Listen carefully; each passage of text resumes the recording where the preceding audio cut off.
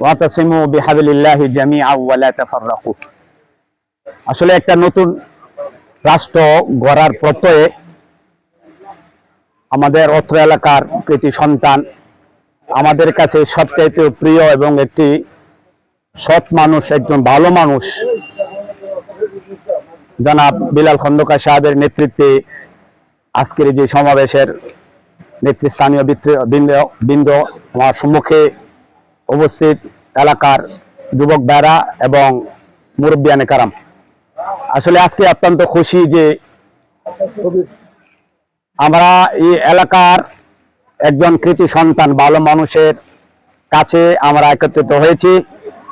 আমরা মনে করি যদি ওনার নেতৃত্বে আমাদের এই এলাকাতে মুশফিকুর রহমানের নেতৃত্বে আমাদের এই এলাকাতে বিএনপি কোন সময় ক্ষমতা আবার আসে, আশা করি আমাদের এলাকাতে অনেক উন্নয়ন হবে। উনি একজন সৎ লোক, ভালো লোক, আমার মতে আর কি, আমার জানা মতে লোকটা অনেক ভালো লোক। মসজিদ এবং মাদ্রাসা এলাকার উন্নয়নের জন্য, আমাদের এলাকার জন্য উন্নয়নের জন্য অনেক ভালো হবে।